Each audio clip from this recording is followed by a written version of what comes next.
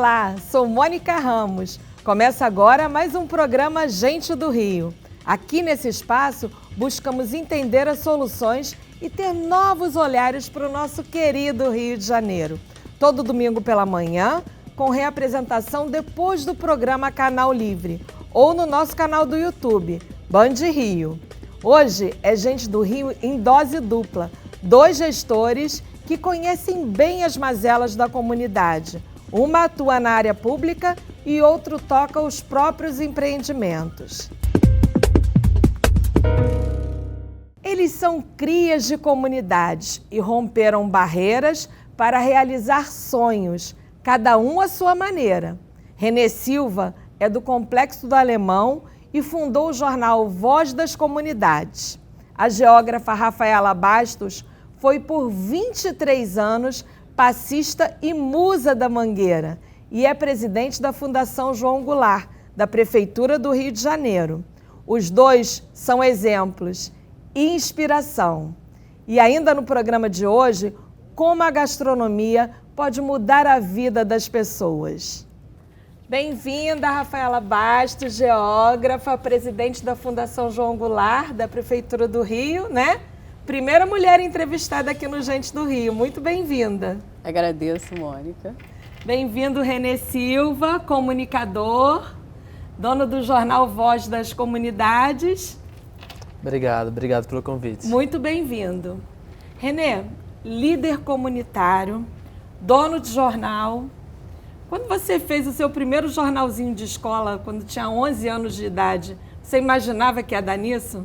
Nunca imaginei que o jornal fosse ganhar essa proporção que ele ganhou. Nunca imaginei que ele fosse ter essa notoriedade que tem e essa credibilidade que foi sendo conquistada ao longo desses 16 anos de Voz das Comunidades. 16 anos já é? 16 anos. A história é longa, né? Já estou ficando velho, estou me sentindo velho. Já com 27 anos já estou me sentindo velho. Comecei, era muito novo, né? Tinha 11 anos de idade. Então, eu já tenho uma bagagem bem grande aí com o jornal. A que você acredita essa credibilidade que você conquistou? Olha, acho que essa credibilidade, ela surge principalmente, né, a partir do momento em que a gente começa a mostrar a verdade a partir da nossa visão, enquanto moradores de favela, enquanto jovens pretos periféricos, a gente consegue mostrar o nosso olhar e não aquele mesmo olhar que sempre é mostrado pela grande mídia.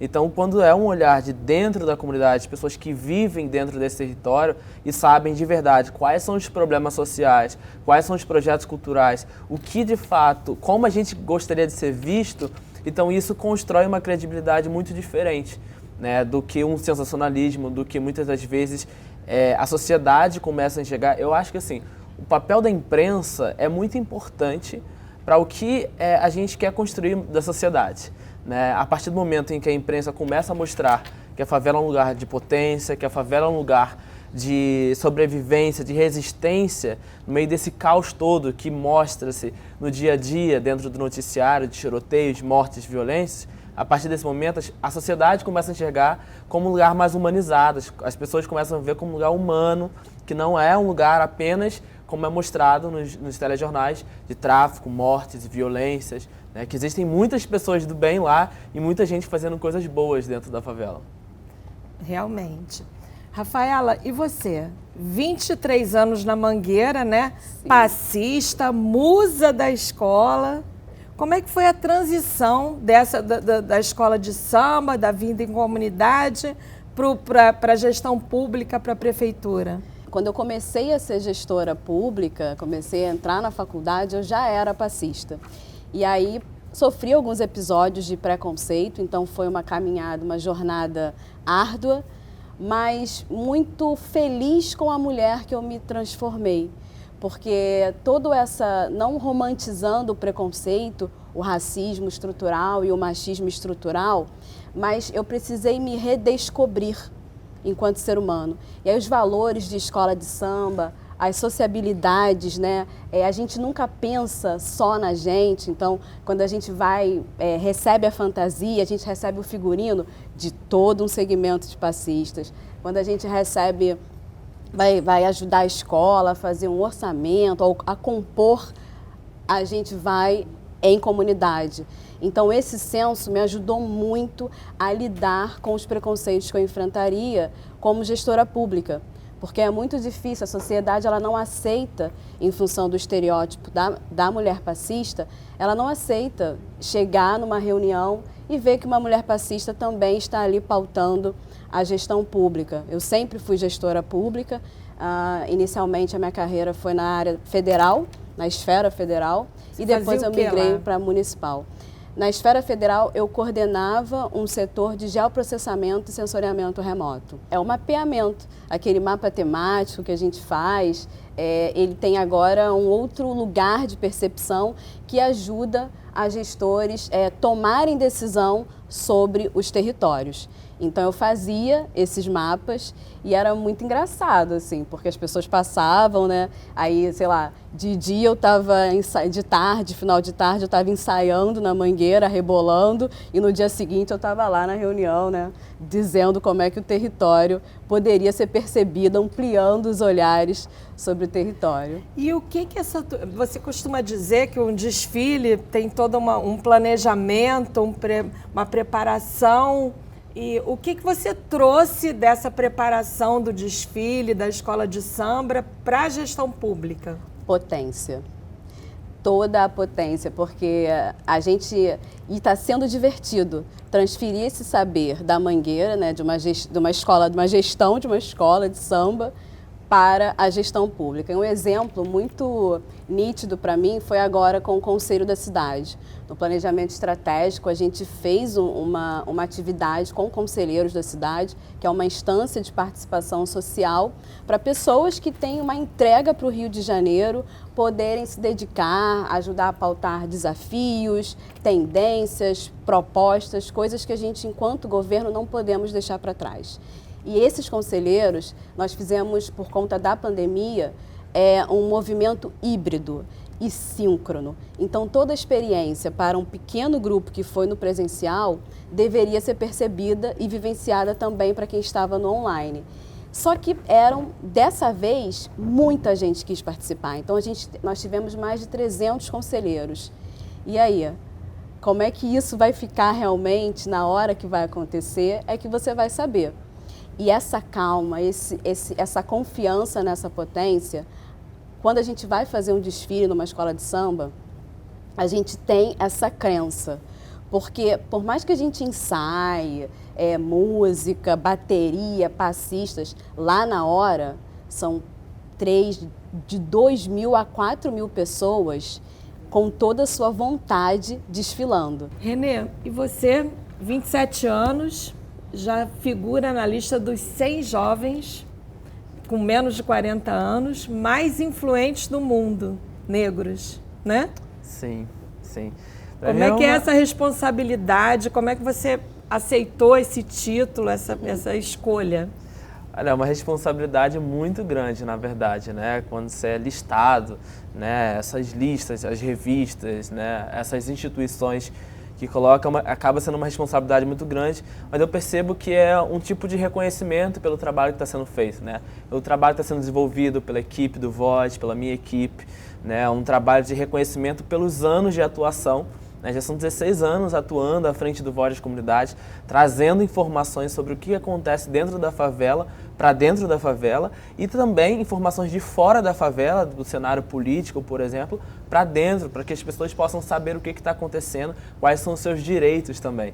Então, é um desafio grande. São quantas pessoas na equipe do Voz hoje? Aliás, quantos vozes tem? Porque primeiro nasceu só no alemão, né? Isso, e agora quantos tem hoje e quantas pessoas atuam?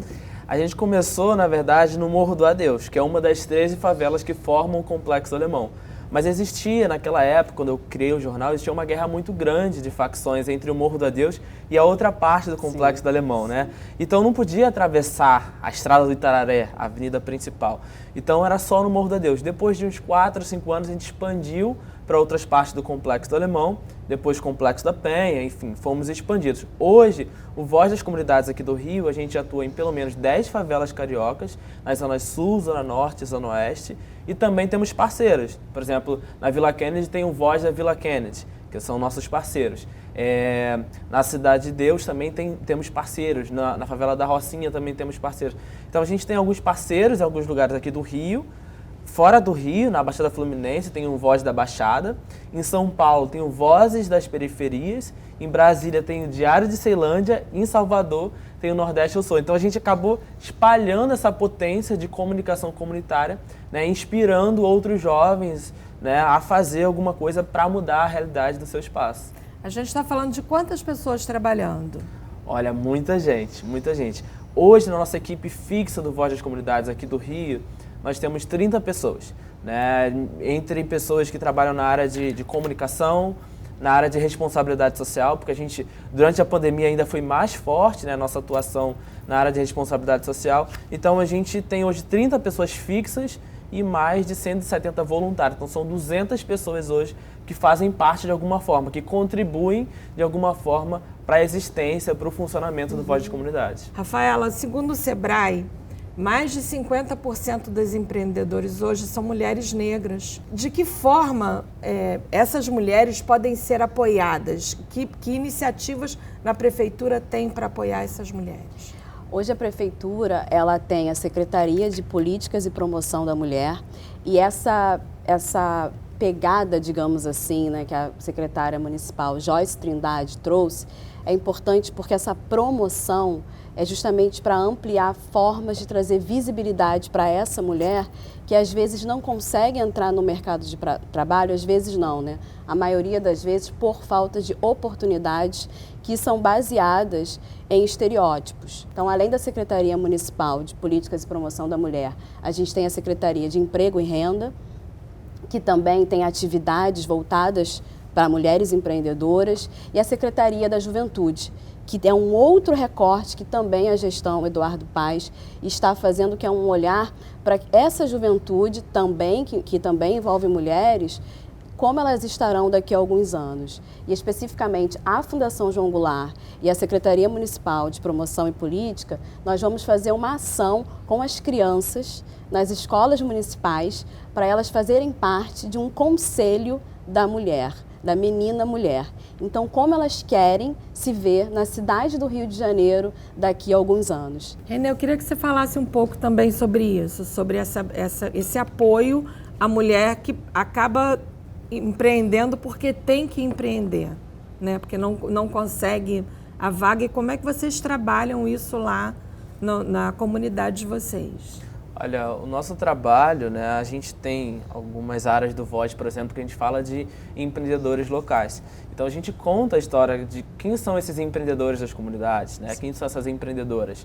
E no nosso dia a dia, né, a gente consegue ver que tem tanto as mulheres empreendedoras, né, quanto também tem muitas mulheres que são desempregadas, né? E aí usam, né? A gente usa muito essa expressão, inclusive, né? De vender o almoço para comprar a janta. Sim. Isso é muito comum, né? Dentro das favelas, principalmente. E na pandemia a gente viu isso aumentar cada vez mais e o número de empreendedoras aumentou muito absurdamente. Aquela mulher que tinha um trabalho formal, de repente, e ela é manicure, e ela voltou a ser manicure, voltou a ter um trabalho dela ali como manicure porque não estava conseguindo se encontrar no mercado de trabalho, conseguir um emprego.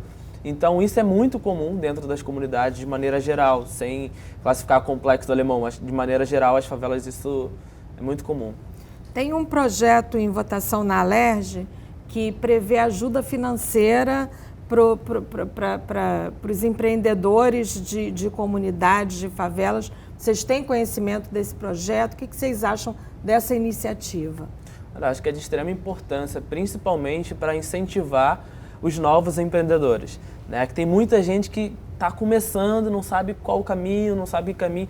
E geralmente esse tipo de fomento, esse tipo de apoio financeiro, ele não vem só com apoio financeiro, geralmente vem com algum tipo de auxílio, vem com um tipo de orientação. Educação financeira, né? Exatamente, para saber como lidar, como administrar. A vida contábil, né, não é fácil.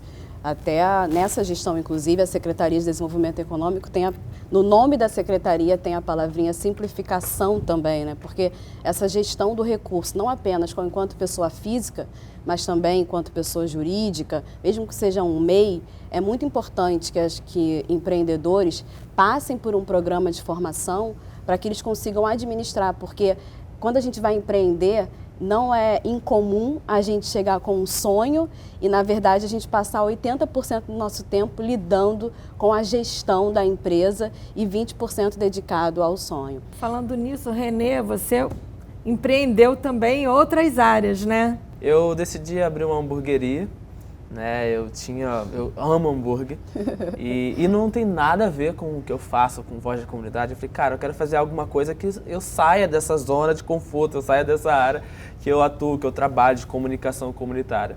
Então foi aí que eu decidi, juntei com meu tio, juntei um outro amigo e abrimos uma hamburgueria. Né? A gente está agora quase abrindo uma loja também, está quase pronto, deve loja de hambúrguer. Porque até então ela só delivery. Funcionava como entrega, como delivery. E agora a gente vai ter uma loja também física para receber as pessoas. Eu acredito que daqui a 2 meses. E você cozinha, você faz os hambúrgueres eu ou você só como. Ou você entrou só com o know-how de administrar? Quem cozinha? Teu tio? Meu tio que cuida dessa parte, ele fez curso. Eu só fico na parte de comer e de divulgação. Renê, e o desafio de se fazer ouvir para além das comunidades, né?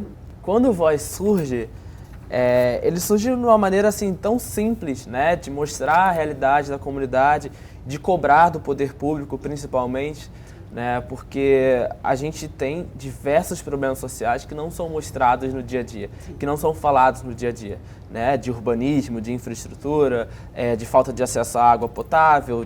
Tem gente que mora hoje no Complexo do Alemão ainda que não tem acesso a um banheiro. Né? Tem gente que não tem acesso à água potável, que carrega água todos os dias.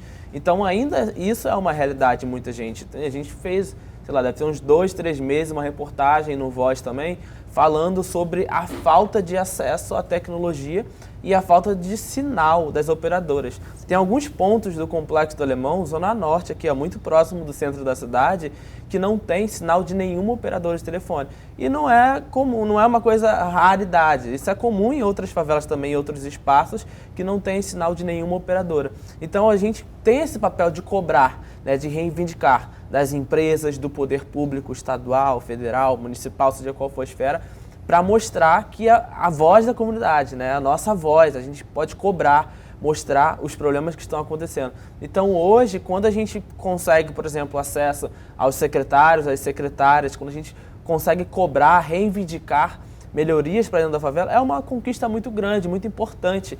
E a gente consegue enxergar, por exemplo, né, eu estava falando isso outro dia numa palestra, que uma favela que existe um trabalho de comunicação comunitária e uma favela que não existe, é muito perceptível como a mídia aborda sobre e como o poder público age também diante disso tudo. E como fazer um jornalismo independente numa comunidade com todos os problemas que se enfrentam, todos os atores ali que tem?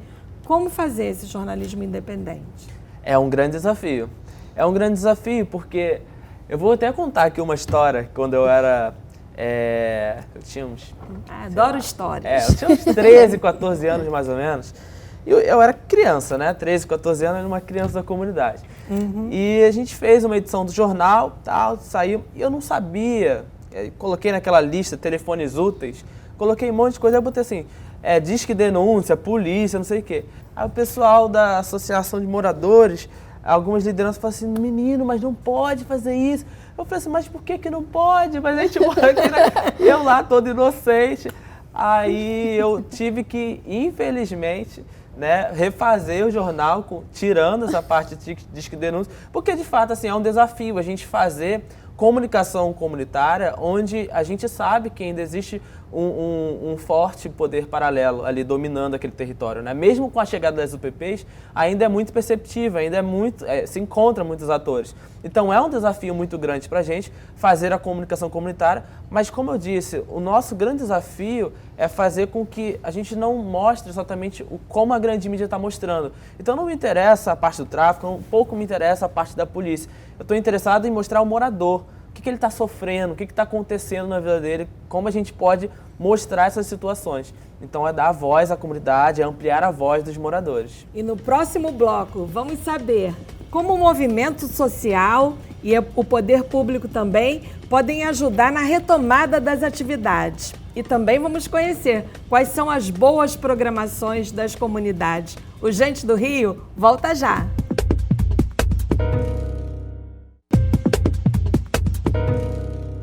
Voltamos com o Gente do Rio, hoje conversando com Renê Silva, comunicador e editor-chefe do jornal Voz das Comunidades, e com Rafaela Bastos, geógrafa e presidente da Fundação João Goulart. Mas antes vamos conhecer um pouco mais sobre um chefe de cozinha que, além de criar pratos deliciosos, tem criado também novas oportunidades para jovens da periferia.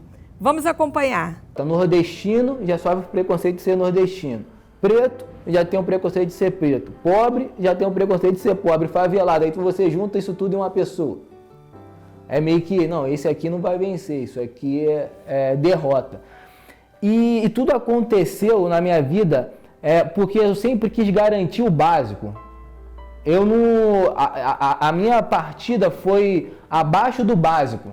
Eu não tinha nem o básico. Então, assim, a minha luta sempre foi para garantir o básico, para tentar garantir o básico. Que é o arroz, que é o feijão, que é uma moradia digna. A gente sempre morou em casa emprestada, parente, amigos, alugado, e a gente sempre tentou garantir o básico e isso foi acontecendo pouco a pouco. A gastronomia foi uma das oportunidades, assim, eu quero muito hoje dar para os meus filhos a oportunidade de escolha. O que você quer fazer? Qual o caminho que você quer seguir? Eu não tive essa oportunidade. A minha oportunidade foi a gastronomia, eu abracei e estou aqui até hoje. E aí hoje, depois de tudo que aconteceu na minha vida, premiações e etc., e você é tirado como referência, eu acho que é fundamental, sim, ter pessoas como eu como referência para as pessoas que saem da onde que eu saí e que estão onde que eu saí hoje, tenha isso como exemplo. Mas que é difícil.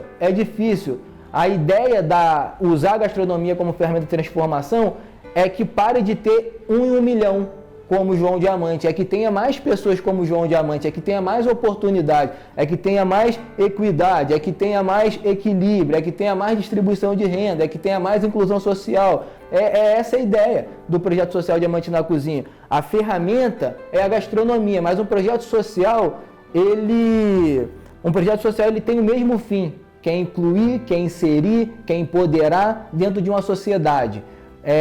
Independentemente da ferramenta que você usa. Eu uso a gastronomia porque é incrível. Não tenho certeza. É a ferramenta de transformação mais incrível, como eu já acabei de citar. Você fala de cultura, você fala de arte, você fala de educação, você fala de matemática, fala de química de uma forma leve, de uma forma inclusiva, de uma forma objetiva, sem ser aquela coisa maçante do ensino que é hoje. Então, por isso a gastronomia, por isso eu acho que a importância de ter uma figura como a minha. Infelizmente, se eu perguntar aqui hoje, quantos chefes pretos renomados você conhece? Aí vai ficar tipo um silêncio assim. Isso é muito triste, mas um objetivo do Diamante na Cozinha é que tenha mais pessoas como o João Diamante. Grande história, muito legal, né? E o João Diamante foi jurado do concurso Sabores da Orla, né? Sim, que eu tive o prazer ainda de acompanhar um pouco. Então vamos falar um pouco do programa Liderança Feminina.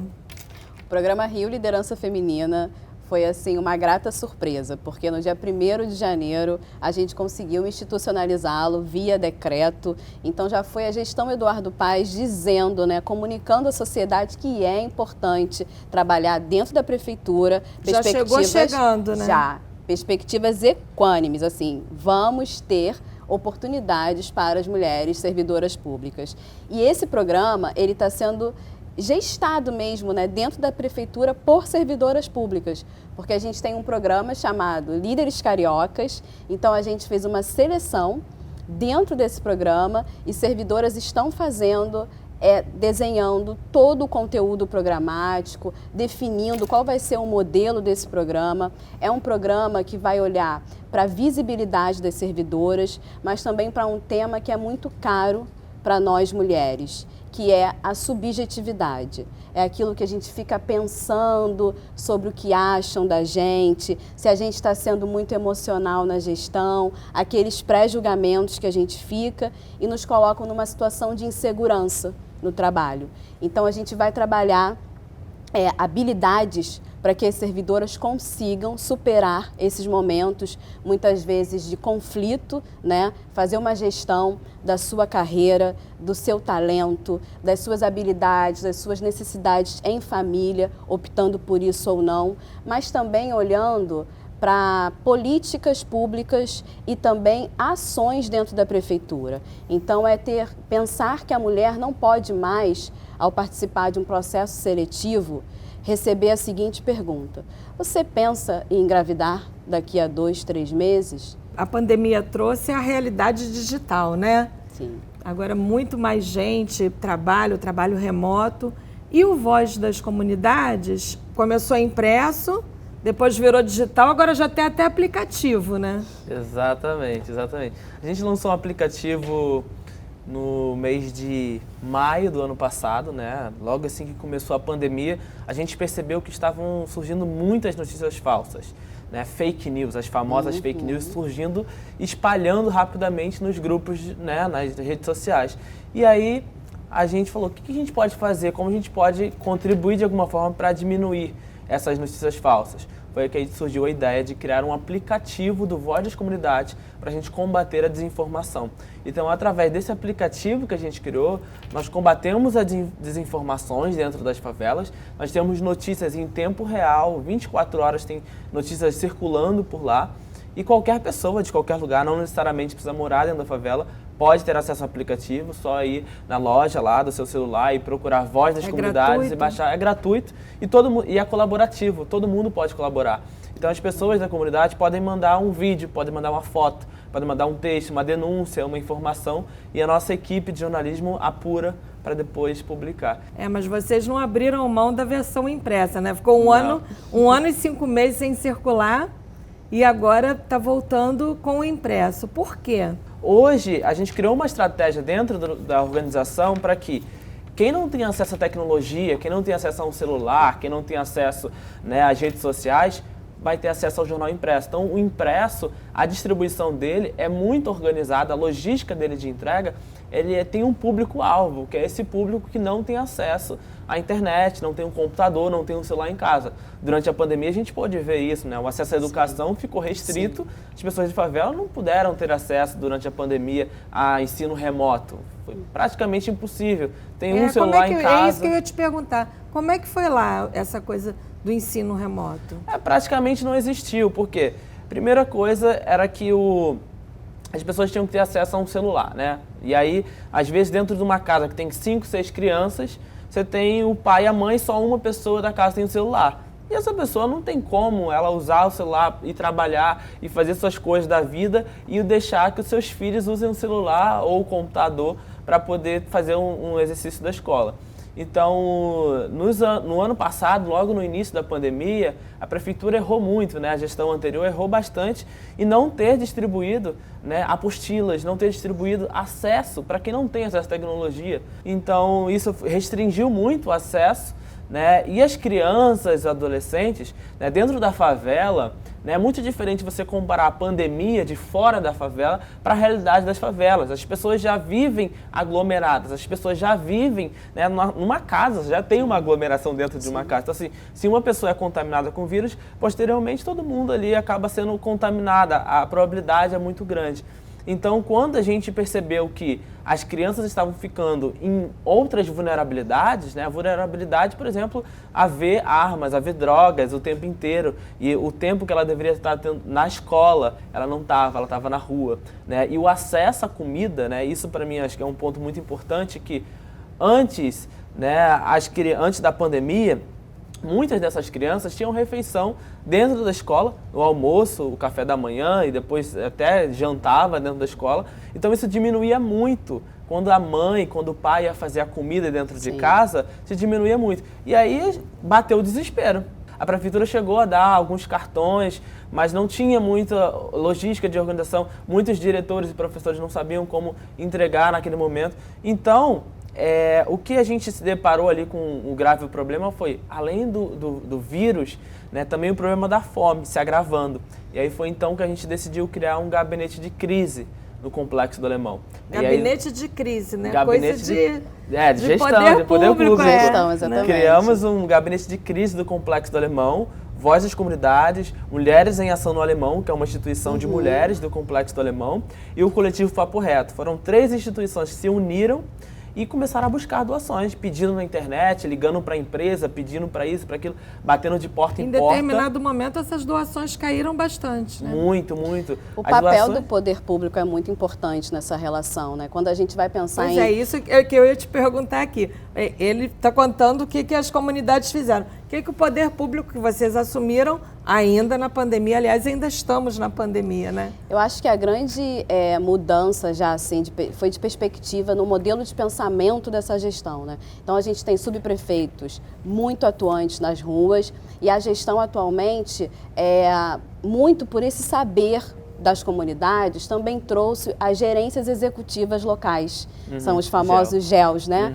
Então, esses são gestores que estão com representações no território, em relacionamento com os coletivos, e com essa troca, com essa mediação, você consegue melhorar a prestação de alguns serviços. E fora o aprendizado com outras secretarias, então a Secretaria de Saúde, através da Clínica de Família e a estratégia de saúde familiar, que nas comunidades sempre foram muito elogiadas, você desenvolve saberes de relacionamento, de acompanhamento. Mundo, né? Exatamente. Então, o poder público próximo, exemplos de empreendimento como Voz da Comunidade são muito importantes para que a gente viva numa sociedade, né, cada vez mais boa para todo mundo, né? Rafaela, você já foi passista, musa, e tem até uma comunidade de admiradores da Rafaela, né? Tem muita coisa doida.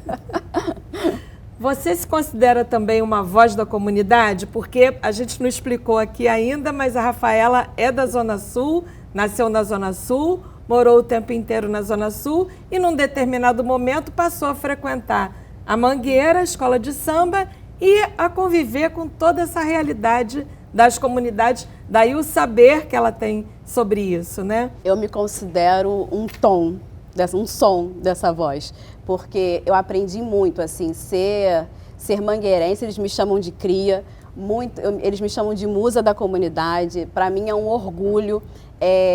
Cara, a Rafaela hoje, ela é constituída pelos saberes do samba, pelos saberes da comunidade. Quando eu virei presidente, né, eu recebi muito carinho, porque eles sabiam, eu saía da prefeitura, me arrumava lá no banheiro do cais e ia ensaiar. Sempre tirei férias em fevereiro. Então, assim, as pessoas já reconheciam isso em mim, então falava gestora musa, musa gestora, lá na Mangueira mesmo tinha essa brincadeira. E é engraçado que eu virei um ponto focal para que as pessoas, todas as dúvidas, sabe? Parecia que eu era uma enciclopédia, né? Então, por toda essa minha dedicação, as pessoas na Mangueira vinham, conversavam comigo. Né? E é ótimo, porque eu ia aprendendo com eles, na verdade. A gente tem uma relação até hoje. Então, quando eu vou, me chamam de cria também, né? Mas com todo o respeito e saudação a isso, para mim é um orgulho, assim. Renê, você também tem sua... Né? Ficou muito famoso, eu já falei aqui da escolha dos 100 jovens influentes e ganhou também o Oscar do Twitter. Sim. O que é o sucesso para você? Olha, eu acho que o sucesso para mim é o sucesso da comunidade. Né? O sucesso para mim é o sucesso do projeto, o jornal funcionando, a equipe sendo um sucesso, né? Porque nada se constrói sozinho, né? Tem toda uma equipe por trás fazendo, construindo, contribuindo para que esses projetos aconteçam. Então, hoje, quando se fala, por exemplo, do Voz das Comunidades, quando se fala do Container, quando se fala da minha hamburgueria, quando se fala de qualquer outro espaço que eu faço parte, que eu contribuo de alguma forma, eu consigo perceber que, de fato, né, a equipe faz toda a diferença, todo mundo que contribui. Então, sempre que eu recebo algum tipo de nomeação, algum tipo de título, algum dessas premiações, né, eu sempre agradeço muito a equipe, sempre falo muito que tem um pedacinho da contribuição de todo mundo ali, né, diante dessas premiações. Mas eu fico muito feliz, né, quando eu recebo esse tipo de prêmio, esse tipo de nomeação, porque é um reconhecimento do trabalho que a gente vem fazendo e é um estímulo também para que a gente possa continuar, né, fazendo por muitos e muitos anos. Quem são as pessoas de comunidades que são referências para vocês e que vocês, que de repente não são tão conhecidas, que vocês acham que a gente deveria conhecer? E na Mangueira, para mim, é a Tânia Bisteca. Ela é conhecida, né, porque ela já participou, enfim, de alguns programas de televisão, mas para mim ela é uma referência, né, aquela pessoa que nasceu na Mangueira, como ela fala, o umbigo dela caiu ali, sabe, no Morro da Mangueira. Umbigo enterrado, né, como enterrado. dizem, né? E ela, mas assim, o que a minha maior admiração, fico até emocionada, é o senso de justiça, assim, sabe? Mas não é aquela justiça que é sim ou não. É aquela justiça do saber chegar, saber conversar, saber sair, saber tirar.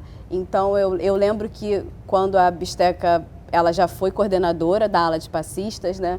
E ela falou assim, agora só vai ter passista da comunidade. E eu falei, tô fora.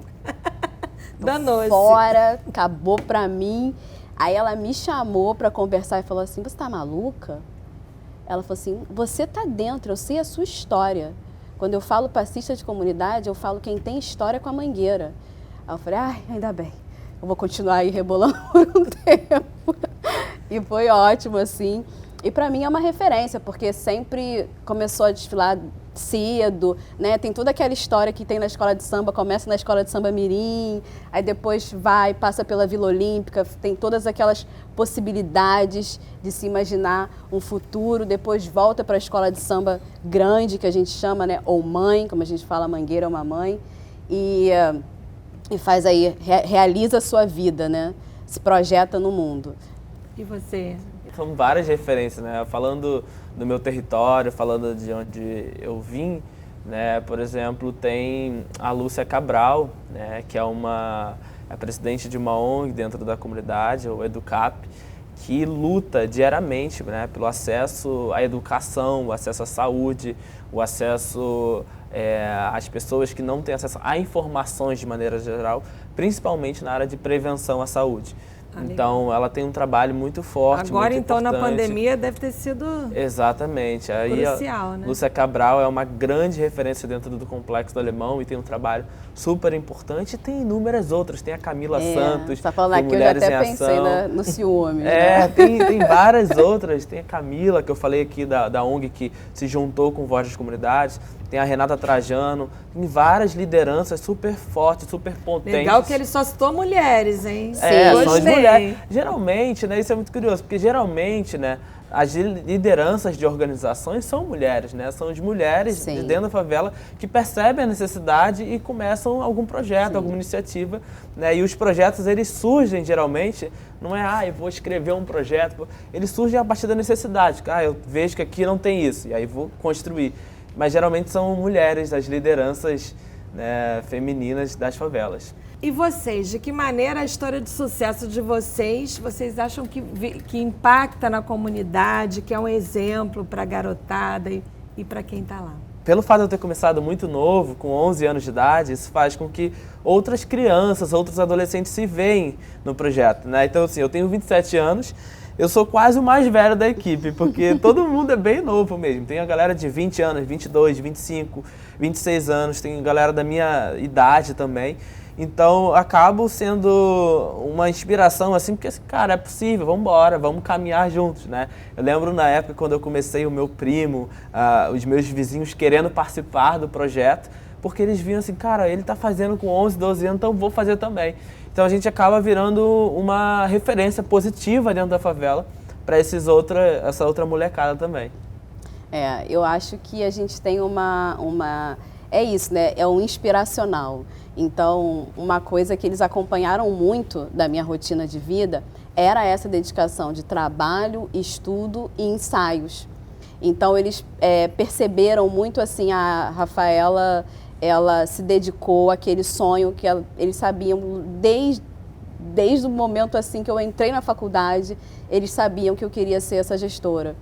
Então eles acompanharam esse sonho comigo. Então acho que essa visualização do sonho, de como a gente vai pensando na sua carreira, como a gente vai se construindo para poder realizar com os altos e baixos, com o machismo, com o racismo, né, sem essa ideia de meritocracia, é interessante a gente ser uma experiência a eles próxima para perceber isso. E no próximo bloco vamos saber como que esse jeito malemolente, bonachão do carioca ainda esconde muito racismo, ainda tem muito racismo dentro dele.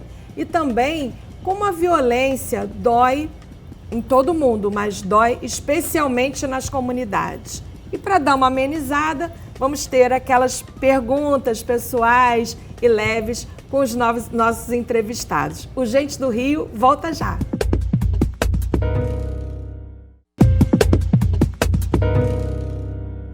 Estamos de volta com o Gente do Rio. Hoje conversando com Rafaela Bastos, presidente da Fundação João Goulart, e Renê Silva, editor-chefe do Voz das Comunidades. O olhar da grande mídia melhorou? O que evoluiu nisso daí? Olha, eu acho que teve um avanço muito grande, né? Principalmente com a chegada da tecnologia, com a chegada das redes sociais.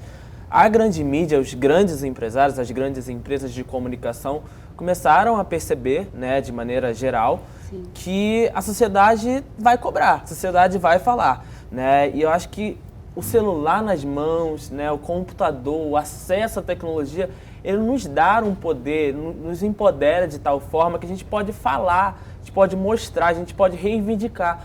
Antes, a gente precisava ligar para uma rádio, precisava ligar para uma emissora de televisão, para um jornal, para sair no dia seguinte.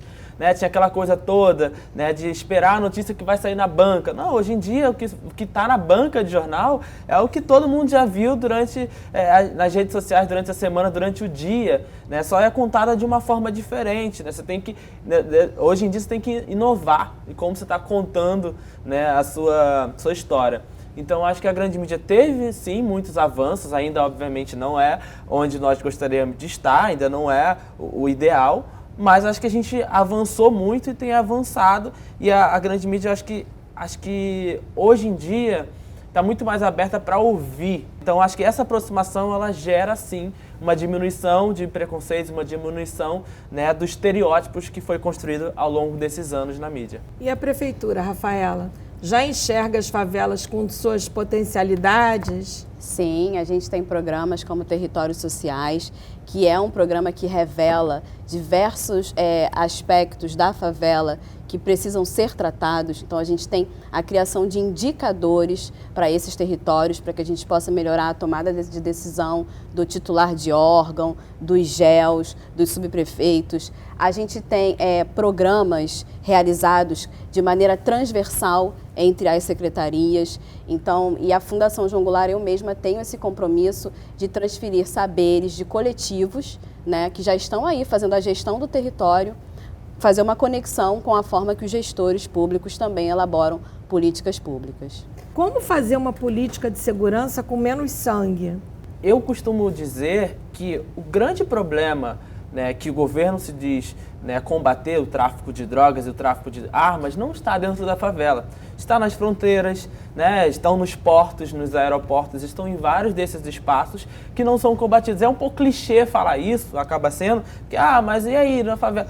Mas como que essas drogas conseguem chegar dentro das favelas? Como que essas armas conseguem chegar dentro das favelas? Então, existe todo um não questionamento sobre isso também, né? E a gente precisa cobrar, né? Se a gente está falando assim, a gente precisa derramar menos sangue dentro da favela. A gente sabe que, infelizmente, essa guerra não vai acabar agora, né? Essa guerra não começou agora, e a gente teve uma oportunidade muito grande de transformação. Eu acabei de voltar de Medellín, né? Eu fiquei durante uma semana com parte da equipe do Voz das Comunidades lá, numa imersão, conhecendo políticas públicas que funcionaram, né? Gestores públicos que trabalharam para transformações das comunas em Medellín, né? Que durante muito tempo sofreu com narcotráfico, sofreu durante, né, nas décadas de 90, de 80 ali. E nos últimos 30 anos eles conseguiram transformar uma cidade que era conhecida totalmente pelo tráfico e pela violência, como uma cidade modelo, inspirando o mundo inteiro, né, com urbanismo, com projetos sociais, com iniciativas de inovação, né, e tecnologia, avanços. Então eu fico analisando, fico assim, cara, é importante que se haja um interesse público, porque no Complexo do Alemão nós tivemos 10 anos de oportunidade, não foram 10 dias, não foram 10 meses, foram 10 anos, de 2010 até o ano passado, 2020, nós tivemos 10 anos para mudar a realidade dos moradores do Complexo do Alemão. E se faz isso principalmente através de políticas públicas, porque é quem tem a caneta na mão para assinar, para decidir. É importante, né, a criação da Secretaria de Juventude, porque você vai trabalhar especificamente para a juventude. Quando você tem algumas secretarias agrupadas, infelizmente você não consegue dar uma atenção especial. Agora, quando se pensa políticas públicas de transformação do território, da cidade como um todo, é necessário que haja um diálogo com a sociedade. Então, o Alemão, a gente teve nós perdemos uma oportunidade de 10 anos de mudar essa realidade. Eu concordo com o Renê. Eu acho que entender o território, né, a tratar esse tema a partir de uma perspectiva única da operação policial, o território onde as comunidades se situam, eles têm identidade, têm relações de pertencimento, têm laços de sociabilidade construídos por essas pessoas. Então, a gente entender como essas vivências fazem esse território, delimitam esse território. Então, na Mangueira, a gente tem lá o chalé, o buraco quente, a Candelária. Cada lugar desse tem uma construção de identidade. Então, entender como esses moradores pretendem viver ali. Então, pensar em políticas habitacionais, educação, cultura. Hoje a gestão tem a Secretaria Especial de Ação Comunitária, então já é um outro olhar para o território. A Secretaria da Juventude, a Secretaria da Mulher também com ações territoriais. Então, entender esse território para tratar do tema segurança pública, não apenas pela perspectiva da operação policial. Segurança pública não é só operação policial. Rafael, e o racismo, né? Vocês já enfrentaram isso? Como é que vocês enfrentam esse problema? De fato, a gente tem uma estrutura racista e que isso impacta diversos tipos de situações que cada pessoa negra aqui pode sentir de uma maneira diferente. Mas uma fala radical, e que eu concordo, é que o Brasil é racista, né? E o Rio de Janeiro também. Temos aqui o Porto Maravilha, que é a maior entrada de pessoas escravizadas no mundo. Então, o Rio de Janeiro ele tem uma história muito intrínseca com a escravidão brasileira. E a gente precisa olhar para isso, a gente precisa tratar disso. A gente precisa de políticas públicas que tragam a pauta racial como uma dimensão necessária para a elaboração dessas políticas. Então, quando a gente vai o território do Porto Maravilha, a gente tem ali o Cais do Valongo, que durante um tempo fica abandonado. E hoje já é patrimônio, né? E hoje já é patrimônio. O que a gente, enquanto serviço público, enquanto entidade, instituição pública, está dizendo para a sociedade, para a população negra, quando a gente tem uma conduta como essa, com um patrimônio cultural? É muito importante que, e aí quando eu falo da perspectiva do afrofuturismo como método, é isso, a gente parar de romantizar a ideia do racismo como um mimimi, como a maioria das pessoas falam, né? O racismo, ele é estrutural, ele tem constituição legal, né? Então, assim, diversas leis construíram esse ambiente racista. A gente tem a dimensão histórica. Então, a gente precisa definitivamente olhar para esse tema não de uma maneira romanceada ou de uma maneira teórica apenas. A gente precisa tratar disso numa dimensão de elaboração de ações, projetos e políticas públicas, porque senão eu não acredito que a gente saia desse lugar.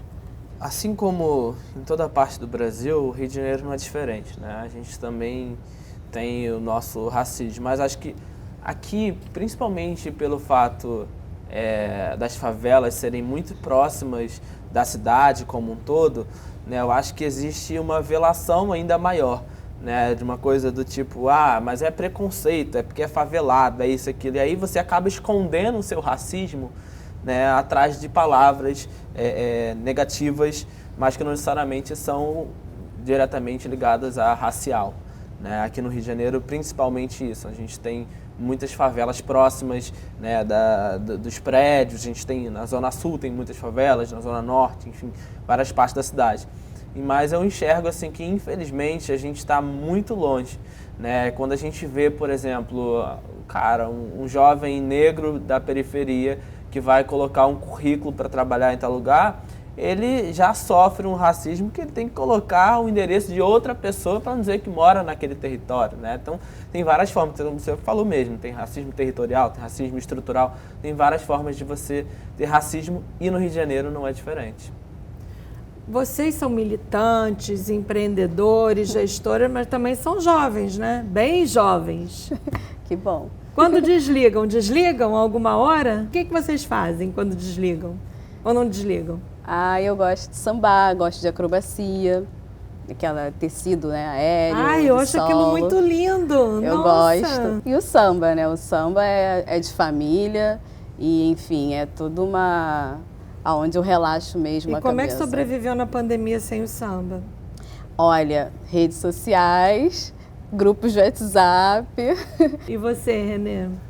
Olha, eu gosto muito de ir ao cinema, gosto muito de encontrar os meus amigos, né? Eu não tenho um hobby assim específico, mas amo andar dos patinetes. A gente tem os patinetes nossos também, que a gente anda lá por dentro da favela também. Então, o meu hobby tem sido... Então agora vamos para o nosso ping-pong já famoso, que a gente faz pequenas perguntas, mas que revelam muito sobre os nossos entrevistados. Time de futebol. Flamengo. Melhor time de futebol de comunidade. Complexo da Penha. O meu é o da Mangueira, só esqueci o primeiro nome. Tem um nomezinho, o Mangueira. Esqueci o primeiro nome. Aí para ela nem adianta. Escola de samba. Imperatriz Leopoldinense, escola do meu bairro, escola do meu coração. Estação Primeira de Mangueira. Uma paisagem imperdível de comunidade. Complexo do Alemão? Pode responder primeiro. Olha, tem vários. O Morro do Vidigal, né? Aquela vista panorâmica ali. Aquele Arvrão, né? Lá no Arvrão, lá em cima. E o Complexo do Alemão na Serra da Misericórdia. Também tem uma vista linda. No Complexo da Penha, olhando ali do container também, você tem uma vista linda, né, para a Igreja da Penha, toda a favela ali ao redor. Enfim, tem várias, né? Vai ter ciúme também. Eu fiquei pensando aqui nas lajes, eu acho melhor. Não, assim, da Mangueira você vê muito bem, né? O Maracanã, você tem uma paisagem, assim. Paulinho da Viola, ele tem um verso que é muito... Eu acho muito mangueirense, né? Que é visto assim do alto, mas parece um céu no chão. Então, poxa, os picos da Mangueira, você tem uma visão das casas, né? Ou seja, a iluminação daquelas residências como estrelas e todo o Maracanã, toda aquela área ali, aquele céu, que é uma paisagem horizontal maravilhosa. Bar ou restaurante de comunidade imperdível? O bar da Tia Neu, da Janaína, do Lacir. O Alemão tem um bistrô. O bistrô do Alemão, ele tem uma história muito importante, que o Marcelo, né, que infelizmente morreu recentemente de Covid, ele criou uma cerveja com o nome do Complexo do Alemão. E aí ficou muito conhecido esse bistrô. É um bistrô de cervejas internacionais, só vende cervejas importadas nesse lugar. E agora a Gabi está tocando lá e vai muito turista lá, inclusive. Vocês estão convidadas. Filme ou série? Filme. Qual? Não tenho muito tempo pra ver série, não. Mas eu prefiro ver filme. Cara, vamos lá. Minha Mãe é uma Peça. Eu gosto de séries documentais e filmes documentais. E minha última atração agora são séries com temas específicos para questões sociais e raciais, né? Um sonho? Um sonho é que a gente viva num país com menos desigualdade social. Eu tenho que dizer que eu compartilho desse sonho. Acho que é muito importante, inclusive, que mais pessoas tenham esse sonho junto com a gente. E onde querem estar, ou como querem estar daqui a 10 anos? Daqui a 10 anos, com 37 anos, eu quero estar com o Voz das Comunidades cada vez mais expandido para outros lugares e, quem sabe, até outros países aqui da América Latina, porque a gente sabe que a realidade do Brasil também é a realidade de muitos países vizinhos, nossos irmãos aqui também. Daqui a alguns anos eu quero continuar uma gestora executiva, talvez uma secretária de outras pastas. Tem muitos temas que eu gosto. Então, a minha formação, eu construí uma formação para eu ter uma visão sistêmica da cidade. Então, acredito que eu posso caminhar aí por algumas pastas como turismo, enfim, cultura e outras empresas também, né? Eu quero circular em outros ambientes, talvez gestão de coletivos. Quero estar aí pensando nos espaços de decisão. Muito obrigada pela sua participação, Rafaela Bastos, presidente da Fundação João Goulart. Muito obrigada pela sua participação, Renê Silva, editor-chefe do Voz das Comunidades. O Gente do Rio fica por aqui, mas semana que vem tem mais. Um beijo!